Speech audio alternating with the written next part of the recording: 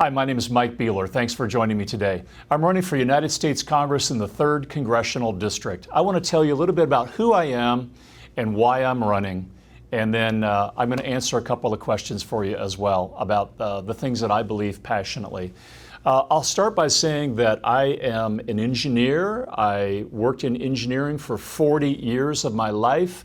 I graduated from the University of Arizona, where I met and married my college sweetheart. We essentially got graduated on a Saturday. We got married on Monday. 2 weeks later, we started work. 5 months later, we're pregnant. We had 4 wonderful children, and today we have some delightful grandchildren. So I worked really hard throughout my years as an engineer at Tucson Electric Power Company, at the Hawaiian Electric Company in beautiful Honolulu, Hawaii, and then came to Burns & McDonnell in 1995. And so I've had a home here in Leawood, Kansas for 25 years essentially, and been married to my wife Diane for nearly 40 years. So we finally got to the point where we could retire. We had put our children through college, we'd paid for the weddings that we needed to pay for, and here we are, and we decided to retire at age 60. My wife and I are living our version of the American dream, but we're watching our president be attacked mercilessly, day after day, week after week, finally culminating in impeachment. The president gets impeached, and then he gets acquitted. And then the Democrats said right after acquittal, well, we'll just find something else to impeach the president on. And I turned to my wife and said, that's it. I've had it. I'm going to run for United States Congress. And oh, by the way, pre-COVID, we're going to spend $1 trillion. That's $1,000 billion. We're going to spend $1 trillion on what I know really well. I spent 40 years building infrastructure and creating jobs for thousands of people all over America and right here in Kansas. And so I thought that made a lot of sense because we have so many big employers in this area in our community that make a living on engineering and construction and architecture. Today, post-COVID-19, it looks like we're going to spend $2 trillion on infrastructure. What a great opportunity for us in our community right now. And what a great opportunity with somebody with the professional background that I have as a professional engineer, registered professional engineer in the state of Kansas and 7 other states, a fellow in the American Society of Civil Engineers, and formerly a licensed contractor. I'm a published author. I have a long professional resume that serves me very well and served me very well and will serve you as the voter in this 3rd Congressional District well in addition, as we attempt to beat AOC-KC. Do you know who AOC-KC is? That is our current very liberal Congresswoman, Sharice Davids, who represents the 3rd Congressional District. She took out Kevin Yoder in 2018 in a district that's 38% Republican, 30% Independent, and 30% Democrat with 2% other, like Libertarian. Why did that happen? Lots of theories as to why that happened, but we're not going to let it happen again, are we? We're going to support the president in 2020, and we're going to support our senatorial candidate, and we're going to support people like Mike Beehler running for United States Congress. So the whole campaign theme is equal opportunity for the American dream. My wife and I achieved our version of the American dream. We want to give that opportunity to not only to you, but to your children and to your grandchildren as well. Again, I have some delightful grandchildren. Somebody said to me, Mike, does that mean you have some grandchildren that aren't so delightful? And I said, no. All my children and grandchildren are delightful. But I know this is going to be a very, very hard race. And I want to protect my children and grandchildren from what I think will be very challenging, especially when we go up against Sharice Davids or AOC-KC.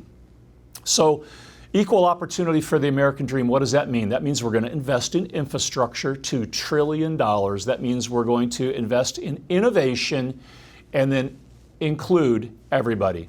So infrastructure, roads, bridges, seaports, airports, railroads, wastewater treatment plants, water treatment plants, the 5G network, the electric grid, you get the idea. All that infrastructure that makes America great, that we built in the 50s and the 60s and the 70s, that has achieved its full life, its depreciated value, it needs to be rebuilt to 21st century standards. That's what we're going to do. And that's how we're going to get our economy going again.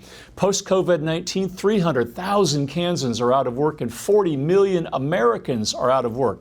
How better to get them back to work, not by giving them universal basic income, $600 a week, like the Democrats want to do.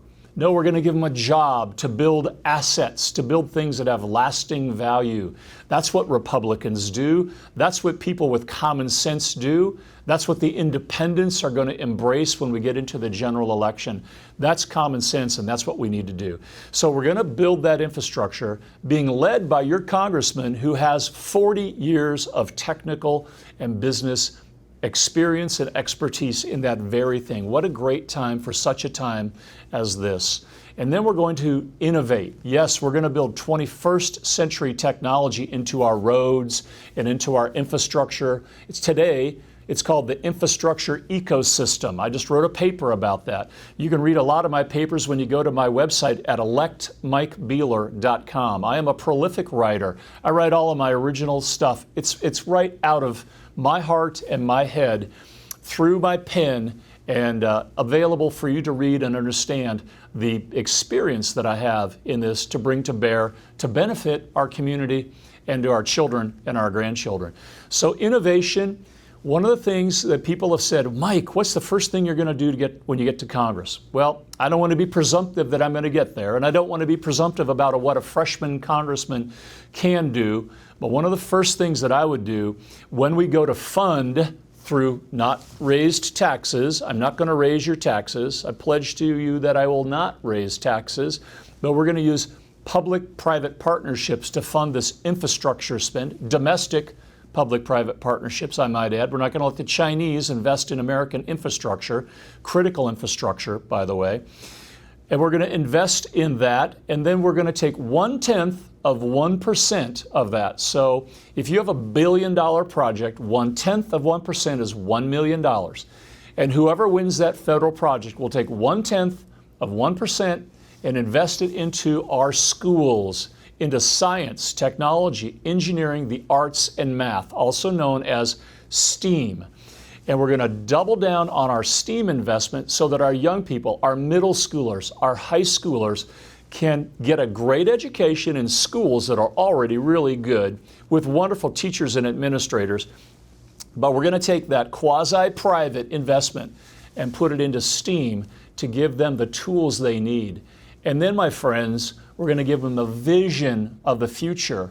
We're going to go, President Trump is going to take us to the moon in 2024. We're going to put the first woman on the moon and the next man on the moon in 2024. We just had a rocket launch just probably a few weeks ago in late May. That is the next step in the process of going to the moon.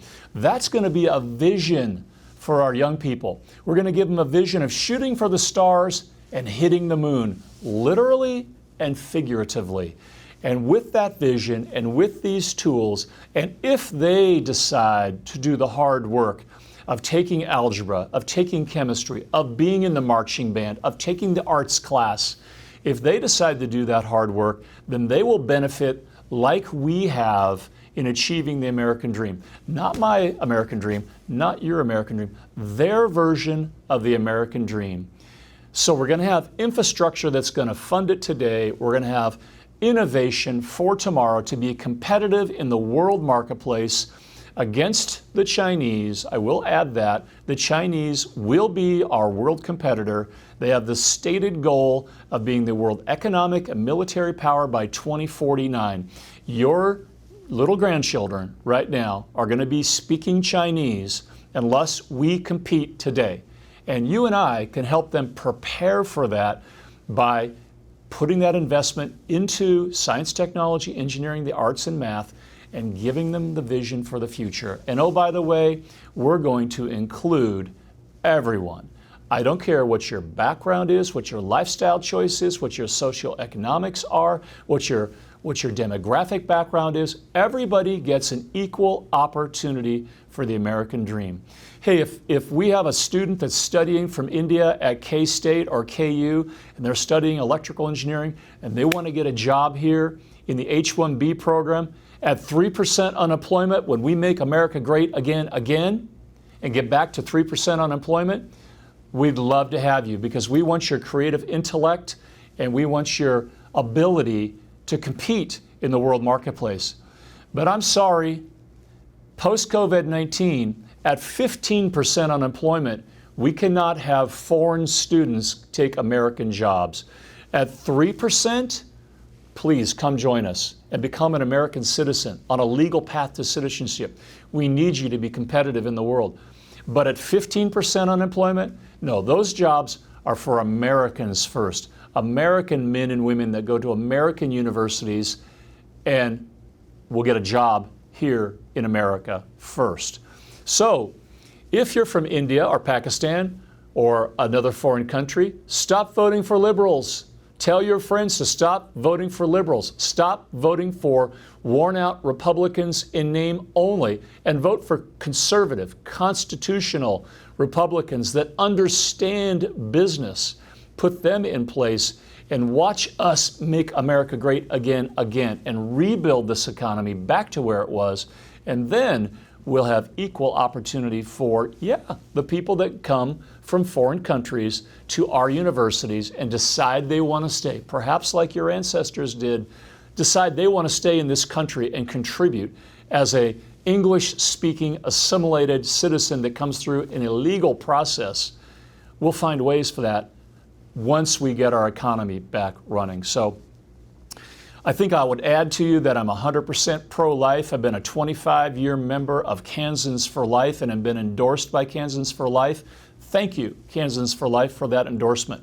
I'm a 35-year member and been reading American Hunter magazine of the NRA for 35 years and achieved life member status because of the level of donations that I've given to the NRA and the Gun Owners of America and the Kansas State Rifle Association. I defend your Second Amendment rights. And today, when we see attacks on our First Amendment rights of freedom of worship, freedom of assembly, freedom of speech, redress of grievances, those are 4 out of the 5 parts of the First Amendment. When we see that, and we see attacks on the Fourth Amendment about our privacy of data and our personal information, it's a pretty good thing that we're defending our Second Amendment rights to defend our First Amendment rights. Funny how those liberal Democrats that are really socialists, like AOC KC, she's really a socialist when it comes right down to it. Funny how they want to take away my First Amendment rights and my Fourth Amendment rights and my Second Amendment rights. We're not even going to be in a constitutional republic anymore before we know it. We're going to keep electing Democrats. They're going to take our rights away from us. So let's be very mindful of that as you decide on how you're going to vote, and especially in this Republican primary that's coming up on August the 4th. But you know, early voting starts on July 15th, and you're likely going to vote early with an absentee ballot. So be sure to vote for a conservative, constitutional Republican like Mike Beehler. My name is Mike Beehler. I came out of retirement. I could have enjoyed my version of the American dream. I could have gone fishing and kayaking and golfing and playing with my grandchildren and reading books and writing another book, perhaps. I could have done all that, but I love my country. And I will not be 80 years old and look at my mirror in the mirror someday and say, would've, could've, should've, back in 2020, when my country was on the precipice of socialism versus free market capitalism. When my country was right there, I decided to go relax at the pool. No, I'm not going to be that guy. I'm going to say I gave it my best. I offered every ounce of energy I had 7 days a week, 10 to 12 to 14 hours a day, using my intellect, using my abilities, and I went to the voter and I offered my professional credentials. I took the term limits pledge. I'm not a professional politician. I don't want to be a professional politician. I want to go shake things up in Washington. I have pledged to donate my entire congressional salary.